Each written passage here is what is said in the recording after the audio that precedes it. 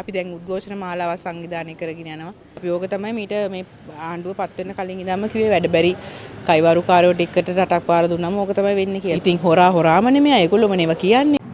ඇයි බුදුන් වහන්සේ මේ ජොබ් හරියන්නේ නැත්තේ? පෙනෙනවා රස්සාවල් නැතුව ලත වෙන අයට පෙනෙනවා අලුත්ම මගක්. මේක තමයි ස්මාර්ට් අංජනම. කොහේ හිටියත් ජොබ් එක ඔයා ඉන්න තැනටම ගේන ප්‍රොෆිට් ඇප් එක. ඉලෙක්ට්‍රීෂියන්, ප්ලම්බර්, වඩුකාර්මික, පෙදරේරු, ඔටෝ මැකෑනික් සහ පේන්ටර් මේ කාටත් දැන් වැඩ වැහි වහින්නේ ප්‍රොෆිට් ඇප් එකේ. අදම ඩවුන්ලෝඩ් කරගන්න.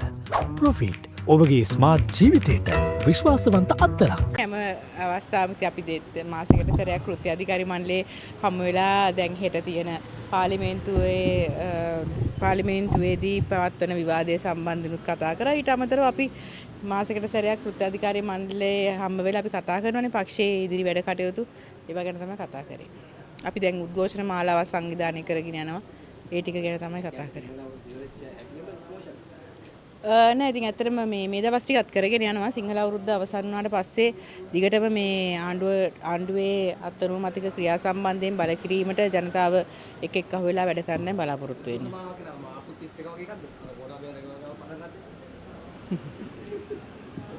බලමු ඉස්සරහට ඉතින් නේද? ඔව් දැන් මං හිතන්නේ ඒක අනිත් පැත්තට අනුර කියලා කියන්නේ තත්ත්වෙම මම හිතන්නේ ඕගලන්වත් තේරෙනව ඇතිනේ.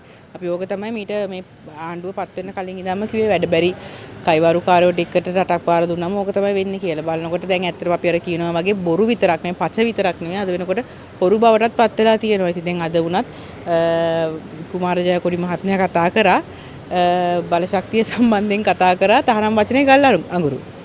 ඉතින් මම දැක්කේ. කවුද? එතුමාද?